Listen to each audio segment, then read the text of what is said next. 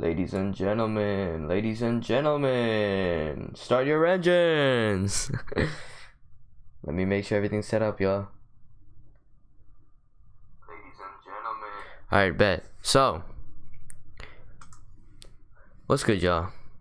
I'm actually gonna play a video first. As Alright, let's play this video real quick, and it'll sum up everything and what this video is going to be about. That are coming to the cryptocurrency space. For example, as quantum computers wake up and they begin actually running general purpose computing, they will become a threat to cryptography. And as a consequence, they are a threat to classical cryptocurrencies. Alright, so what exactly does that mean? What is quantum computing? How is it a threat to cryptocurrencies? And what exactly does Charles Hoskinson have to do with it? Well, in this video, I'm going to talk about those points, and also how Cardano has an advantage because of the way that it's set up to be very advantageous in the long term in terms of security against quantum computing, which is a threat to cryptocurrencies. But first, we actually got to look at why quantum computing is a threat, and let's get into it. I think there's gonna honestly be an ad playing, but okay. One interesting there is an ad. I thought I was safe, y'all, but I'm gonna let the ad play. But in the meantime, how's y'all day going? How's y'all day going? It's only a 5-second ad. We should be good. It's another ad. I got hit with a second ad. I'm not gonna show it. What you thought? Unless I'm getting paid, I'm not showing any other ads here. Alright. So, let's actually play this video here. And it's pretty well describing of that advantage that Cardano has with quantum computing. I actually should play the sound, huh? Is quantum resistant signatures. This will protect funds held on the Cardano blockchain from being compromised using quantum computers. Quantum computers are a major existential threat to cryptocurrencies. That's because they have the capacity to break the cryptographic algorithms that are used in blockchain. They never really get much attention in the cryptosphere because it is widely assumed that the quantum technology is still far off. However, these computers may actually be a reality sooner than most people think. In fact, the quantum resistant signatures aspect of the Cardano project could actually end up being its biggest strength going forward. First, it could become the backbone that aids in the adoption of Cardano by institutional investors. That's because for institutional investors looking to put money in crypto, security is an absolute concern. With quantum resistance, businesses should also be more confident in developing their systems on the Cardano blockchain. That's because it offers an element of long-term sustainability. In a few years, quantum resistance could very well be a key issue, and on this basis alone, businesses, especially those dealing with sensitive data, can leverage the Cardano blockchain. Yeah, so that pretty much describes the problem with quantum the problem with quantum computing, how it could be a potential problem, especially as computers accelerate in terms of getting faster and faster over the years. And so this could be a long-term advantage for Cardano, especially in terms of institutional investors. And also another point that Charles Hoskinson brings up, it's the way that Cardano is set up, that the governance will be able to have the flexibility to make good decisions. Let me make sure that everything's good, right? Alright, so the governance of Cardano, actually we can get into that later. For now, I want to talk about the progress that Cardano has made. D-Day. D equals 0 day. Let me show y'all my screen real quick. So D equals 0 day. There's no training wheels anymore. If you're not familiar with it, it's what happened yesterday, March 31st, and basically in 2020, the Shelly update was launched, and D was set to an initial 1.0, meaning that every block was produced by IOHK's network. So this is the complete opposite of what decentralization is. But it was a wise and secure approach for the short term, while the stake pool operator network got up and running. And so in a simple way, hold on, let me go back. So in a simple way, as D increases, the more blocks are created by the community, and more stake pools can produce blocks. So D went to 0 yesterday, and it's a huge step for Cardano in terms of decentralization and also strengthening trust in the project as a whole. Let's watch this video, y'all. If I don't Now, there's a lot of work Don't talk over me, Charles. If I don't get hit with another ad, that's what I was gonna say. to do to finish the road to decentralization, and some of that is infrastructural and some of that is social. But by all means, this was the big one. This means there's no training wheels anymore. There's no fallback anymore. There's no like group of people that are here watching. This is it. The whole network is completely in the hands of the stake pool operators. And those operators have shown over the last 6 months that they can do as good, or in many cases, a better job than the BFT nodes. And that's incredibly encouraging. People had to work hard for this moment. Yeah, so in my opinion, one significant advantage that Cardano has over other cryptocurrencies is the community, the strength and trust that instead of having one central kind of group dealing with everything, dealing with all the decision making, the goal for Cardano is to be able to trust that in some way the community will be leading the decisions. And I know that's kind of surface level, but that's the progress that was made in the past. And what's the progress to be made in the future? What's the potential for Cardano? Let's find out, y'all.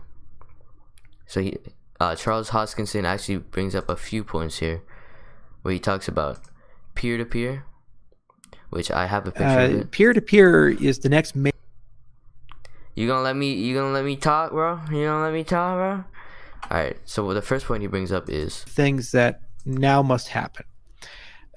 Peer-to-peer is the next major milestone. We already have a pretty distributed network, but there are some last things that we have to do. We have to turn on that peer-to-peer governor, and we have scaled up resources and simulations and testing to make sure that we can do that in the next quarter. So peer-to-peer, let me pull it up on the Cardano glossary, a great source of information for a beginner like me. So Control F. No, bro, I don't want to add a bookmark. Did I already do it? Oh well. Peer-to-peer, sending transactions or sharing files directly between nodes in a decentralized system without depending on a centralized authority. So that might sound a lot of jargon, and for the average person, and even for me. But basically, it's saying that you'll be able to transfer from one file to another file, from one person to another person, whether it's money, information, without having to depend on a middleman. So, like for example, with Google Drive, I have to rely on Google Drive for me to send something to my homie. You know what I mean? And so, then the term 100% decentralization is kind of misleading, but in the long run, that's what the goal is, to be able to send things peer-to-peer without having a middleman. And another thing that we want to talk about is an advantage that Cardano has with governance in terms of voting and being able to make decisions. Like I said about the community, the strength and trust. Less than 50 community members participate in town hall. We've grown from less than 50 community members participating in discussions about governance to almost 20,000 participating on a regular basis, voting on a regular basis. Fund 4, for example, our largest fund yet, has 233 proposals.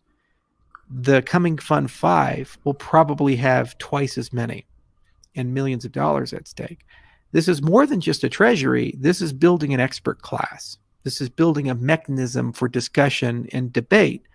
And we, Obsidian, and other firms are working tirelessly to link this off-chain system to the on-chain update system that we built with IBM Research and Guard Time through the Horizons 2020 project. Okay, I don't know like half of that sentence, but what I do understand or have a basic, I can understand the concept a little bit, is imagine being able to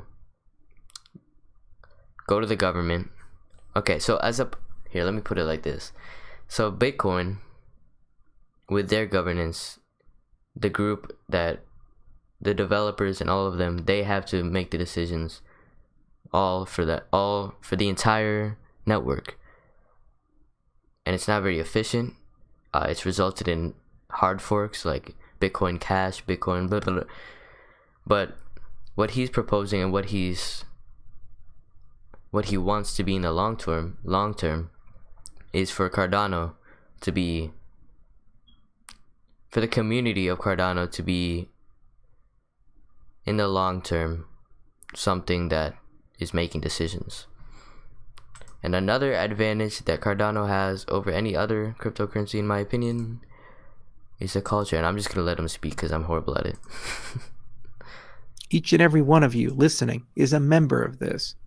From those in Turkey and Iran and Dubai and Saudi Arabia and Israel, to those in Nigeria, to those in Kenya, to those in Ethiopia, to those in Chile and Argentina and Brazil, to those in Mongolia and China and Japan and South Korea and Russia, Germany, France, Italy, the UK, Norway, countries that my ancestors called home, countries I visited, countries I haven't visited, places I've always wanted to go.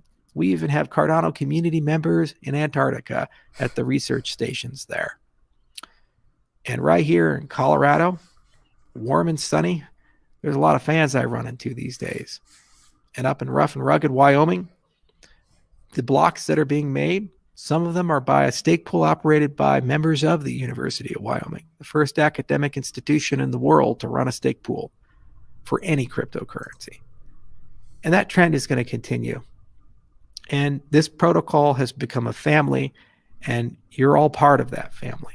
It's as much yours as it is mine or anyone else's now, because in a sense, we have achieved true decentralization.